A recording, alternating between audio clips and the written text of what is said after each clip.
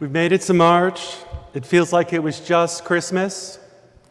Probably helps that in our pandemic Mad Max Beyond Thunderdome world in my house, we still haven't taken our Christmas tree down in our living room, so that's probably why. It feels like Christmas to me still. Don't judge us. I'm calling it a bit of self-care with the Christmas tree. And this week, in the news, and in the weather, trying to decide if it's January or April. Thank you. I dressed for February today, and I'm sweating up here. I don't know if it's sort of whiplash, all the tricks of time, when we're hypersensitive to all the hardships of world, if we're paying any attention at all. And it's as if we're all collectively caught in at least two worlds all the time. A nation divided. We don't even share the same facts anymore, often, let alone the same news. I know because I spend the day going back and forth through every news channel to see what the different realities are. So you don't have to. No, please read the news. A world constantly challenging us to take sides in matters that have no good or even easy or immediate answer. Although many of us could come up with better answers, I'm sure, right, than the world often seems to offer us, or certainly that many of our world leaders choose to take.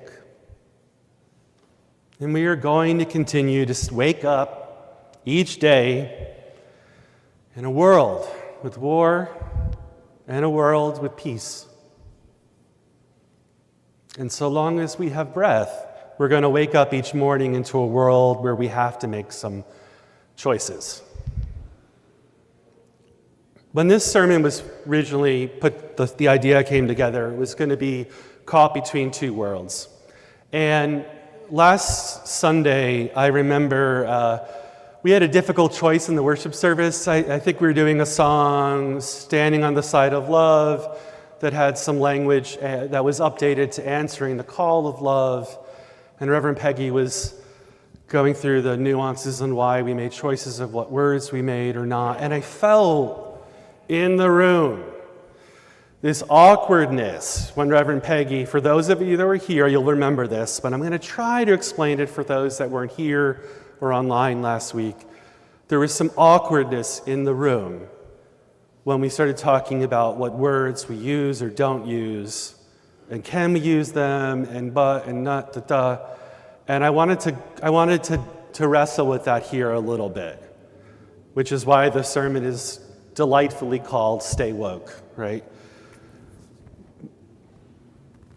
What stories we tell, words we use, words we can't use, they come from a place, and we're going to talk about that. And I want to give an example. The most classic folk story about being caught between two worlds. It's the tale of Rip Van Winkle. Most of us have heard this at some point in our lives. Have anyone not heard Rip Van Winkle's story? No one's going to tell me either way. Okay. It's if I were to talk about the parts of it that I remember from childhood's telling, it's sort of a fairy story where the male character gets drawn down towards music from some strange musicians, only to wake 20 years in the future. His kid's grown, his wife long deceased. I remember some versions of the story as a kid placing Rip Van Winkle lost in fairyland. But the original story was about a guy during pre-revolutionary America coming to awake after the Rev War was over. He left the world a loyal subject supporting King George, only to awaken into a new nation, one he wasn't expecting the night before. I think it's a feeling some of us can relate to, and some waking up and, whoa, the world has changed in ways I had not expected. But that's just the cleaner, less sexist version of the story. Happy Women's History Month, everybody. By the way, let me honor it by beginning the story written by a man about a man that's pretty sexist. Does that work for everybody? Great, because it's how you all have been dealt for a long time, right? And we're gonna roll it back from there.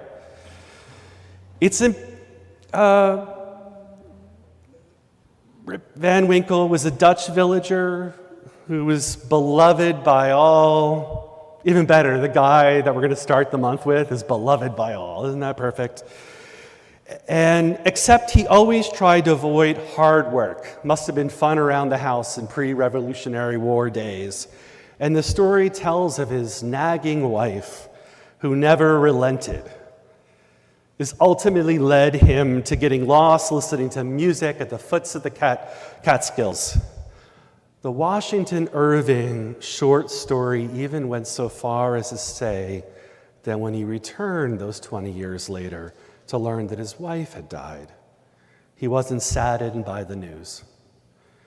The other hen-pecked husbands often wished they would get a sip of Van Winkle's elixir so they too could disappear. It's another folk tale that makes me wonder. I will add this to my long list of children's stories. Why do we teach these children's stories to kids? And then this morning, I got caught in an internet hole on the topic of what stories are safe to share with kids. And it was probably because the other day we were listening to Amanda Gorman, poet laureate. She has a new book of poetry out recently. And I was reading an article from NPR from a year ago, and her writings were all of a sudden seen as not fit for children. And her books were taken out of the library in Florida for indirect hate messages. And they were quoting two verses, and I'm going to read this, and just have this floating in the back of your head. We brave the belly of the beast. We've learned that quiet isn't always peace. And the norms and notions of what just isn't always justice. And yet the dawn is ours before we knew it. Somehow we do it. Somehow we've weathered and witnessed a nation that isn't broken, but simply unfinished. Hate speech. Up is down and left is right.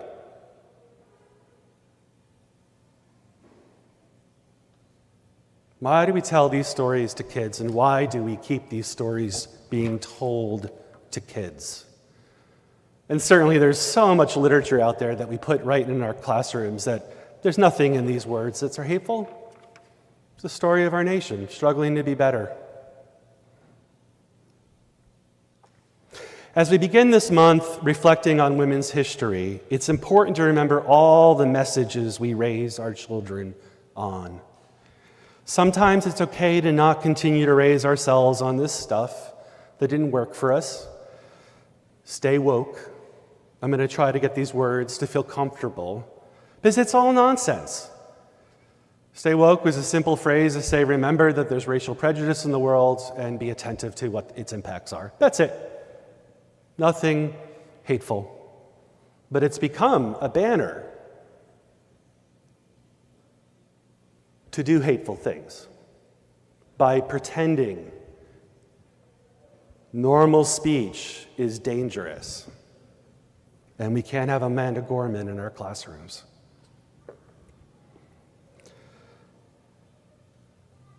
When we allow the stuff to continue, when we raise ourselves on what worked for another generation and it doesn't work for us now, it creates a world that we're just going to do the same thing we did, right? I mean, and that's not healthy to continue negative practices. I'm going to have to back up on this. I'm seeing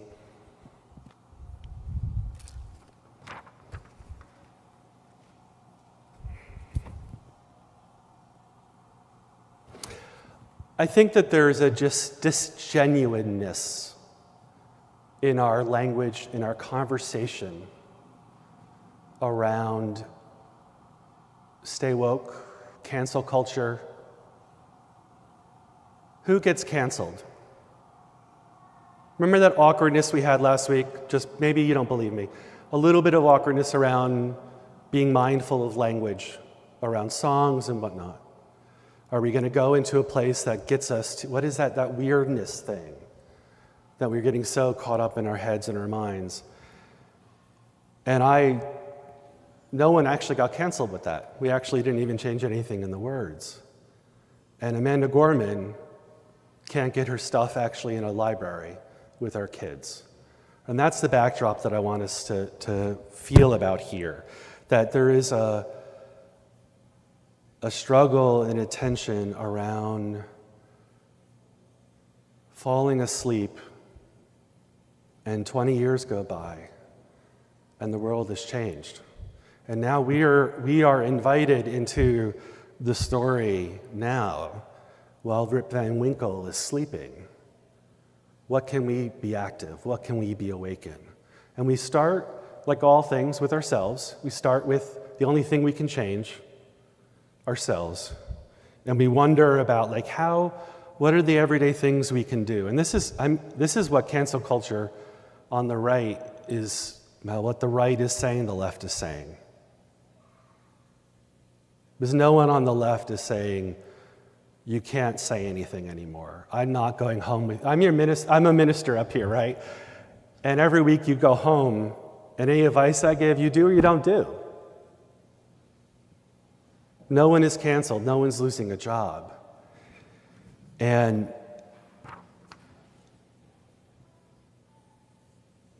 that becomes the whole of the national discourse, those two extremes. So I'm going to just pull back from that, and we'll get back to it a little bit later. On the spiritual level, this folk tale is pointing towards something else. It's got some important wisdom to share. Rip Van Winkle is beloved by the community. He's good with kids, he's fun and kind to the people around him, except for his wife.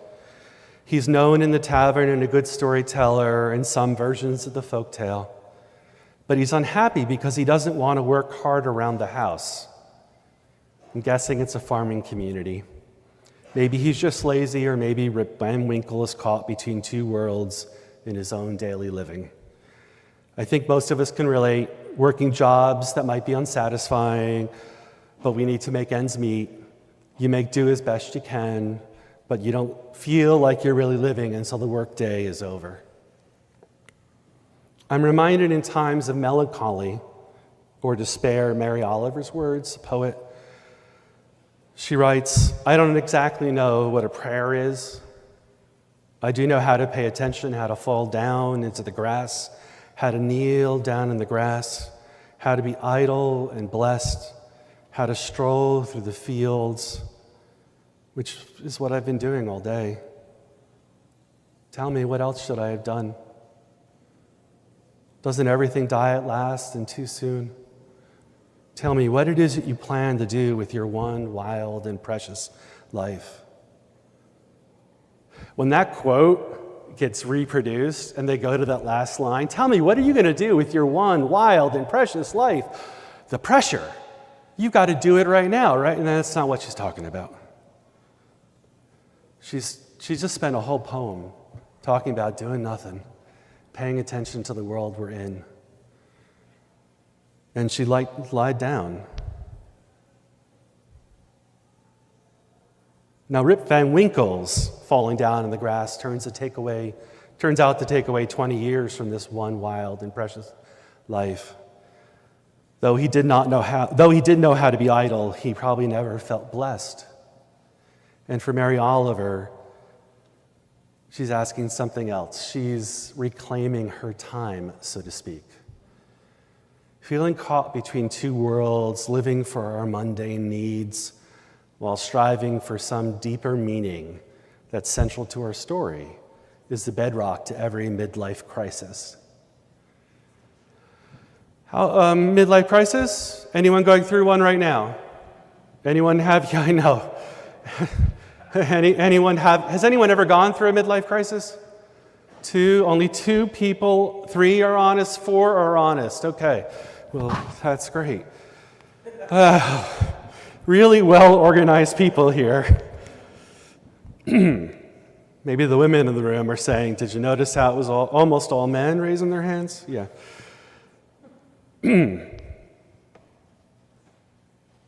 It's also essentially the story of our whole lives being caught between 2 worlds.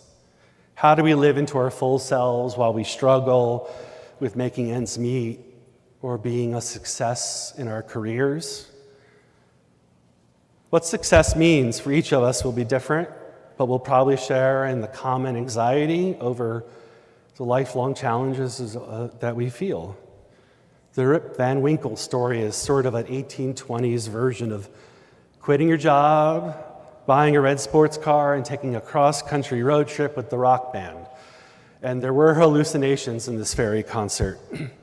When you come back, your family's probably not going to be waiting, at least not as you once knew it. Most of us probably will or already have faced many versions of the classic midlife crisis, and I think that our nation has a lot of similarities on having a midlife crisis. Things aren't working like they used to. I want to go back to how it used to be. I don't have any answers for what's next, but I know this isn't working. Feeling like we're caught between 2 worlds is the core of that crisis. Is this all there is? Is this right now all there is? And that question could be really negative. It can lead you into despair, and it can lead you into action. Is this really all that there is? Sometimes people have stories right now of getting out of bad places, bad marriages, bad jobs. And that leads to radical changes that could be critical. There's a song from 20 years ago, John Mayer, called Quarter Life Crisis. Gen X was like, all right, we need to get this done sooner, at around 25, 30, please. So let's fall apart right now. Is that right? The other Gen Xer is nodding along with me right now. That's great. For the early boomers in our space, midlife crisis was something like how I described it before. Or maybe it was some natural expression around being an empty nester, or being the age of an empty nester and never having had kids. That's what we're dealing with in our household right now. And how things worked for a long time doesn't exactly work any longer. And you're left wondering, how do you stay true to yourself when being true means more than one thing? Retirement, especially for those whose life revolved around a singular career, is a major shock to our sense of self. We might be eager to take a long, well-deserved break from a lifetime of work, but one of the largest ways we've spent our lives has come to an end, and we sometimes can struggle through rebuilding our sense of self. The more we identified with a career, the more painful this might be.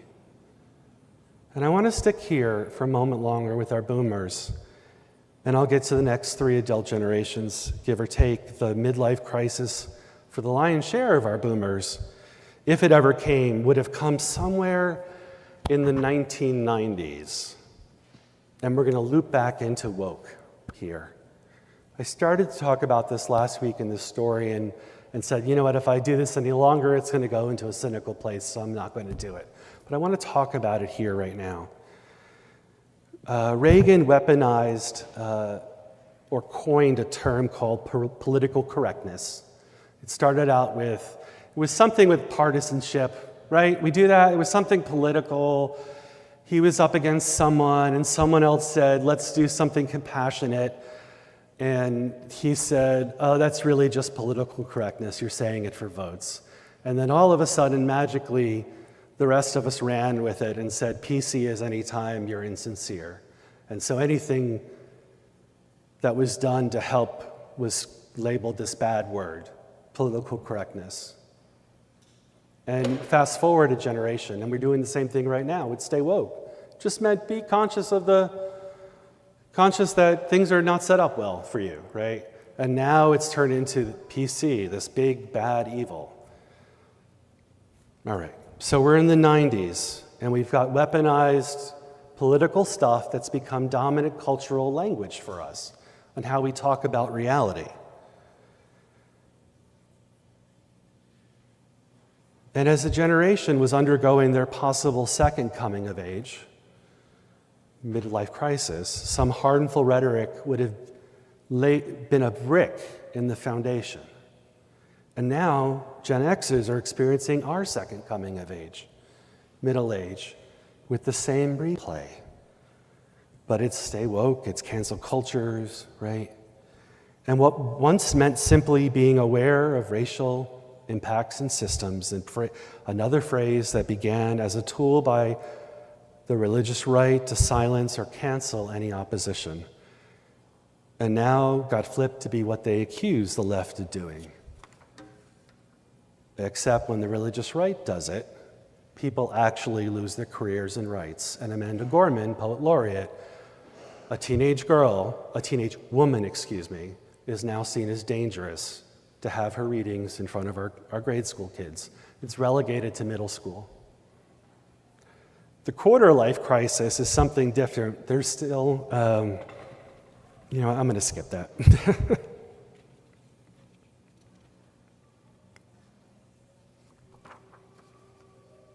One of the lessons I carry with me from seminary psychology graduate work is, and some of you have heard me say this, we are all the ages we have ever been. All the time. It's a human development thing. So if I did the toddler thing, a few of us have, I can react to things sometimes like a toddler. Anyone that's been married will know this is true, correct of their spouse, right? And vice versa. And that's the whole thing. It also means you could be reacting as a teenager, or you could be reacting as where you were when you were in your 40s, when you were in your 80s. Who knows? It's always there. Every bit of the psyche is nestled in there. Maybe childhood, in a way, is a smaller doll nestled within a larger doll, like a Russian nestling doll. Each developmental stage we hopefully mature into is a larger compartment from what came before. There's a little bit more spaciousness. For each of us, there will always come adversity that will return us to our helpless childhood. Likewise, there will be moments of wonder and newness that we'll have to face with our childlike mind. Sometimes being a kid still, having spaciousness of that childlike wonder might actually be our solution to getting out of whatever situation is before us. The lessons of adulthood are not always the appropriate way to face all things. Just like the innocence of childhood sometimes sets us back. From a human development standpoint, too, we are all living in multiple worlds, far more than the two. And the older we get, the more easy for me to say, the more we mature. And as we age or as we mature, or maybe both, we grow with more and more dolls nestled within our sense of self. Sometimes we can live this way unaware. Sometimes we knowingly can take out another doll for each thing we come across. What doll, what stage in your development, in your life, do you take out for that child that's being born? Which one when you're losing a career? Which one do you show at the family reunion or the retirement party? In some ways, they get formed after or through every major life change. I have a story that's vivid in my mind. The first time I drove a car on my own. I remember what that felt like. When I moved away from the house, from my childhood home, I remember what that felt like still. when I rented my first house, and when I ended my first long-term partnership. Each person that we've lost in our lives is another nestled doll in our spirits, and each major success has built another. The story of a lifetime, how we balance our internal life with the needs of our external world, is our great challenge. We all live in two worlds, how things are and how they might be. Stay woke to that. Our deepest yearnings and our worldly needs, our professional masks with all the requirements and needs, and what we choose to do on a lazy Sunday afternoon. We've all chose to be here on a lazy Sunday afternoon. When we experience great pain, when our inner and external lives are not in sync, when our spiritual life is sacrificed for worldly gain, or when worldly needs are so strong that we seem to need to sacrifice the questions of the Spirit.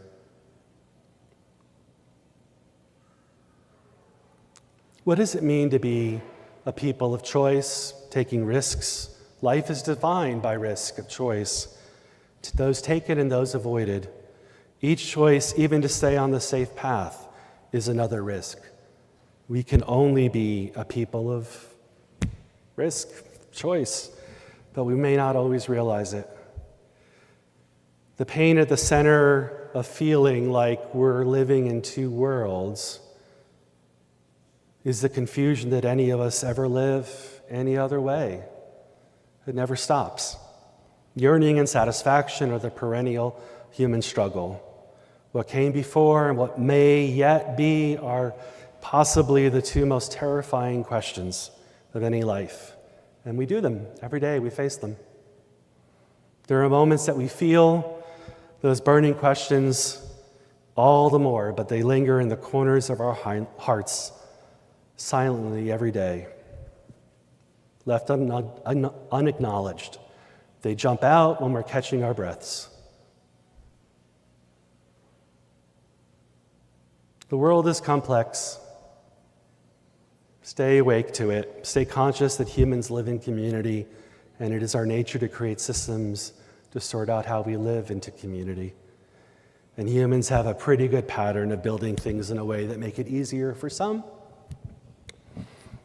even if it isn't easy for them, and harder for others, even if everyone overcomes it. And for the past 500 years or so, those building patterns were often about race. Stay woke to that.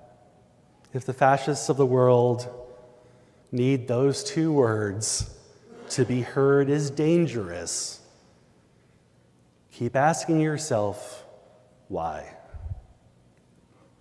Amen, and blessed be. And I invite you to rise in body or in spirit and sing hymn number 108, My Life Flows On, an Endless Song.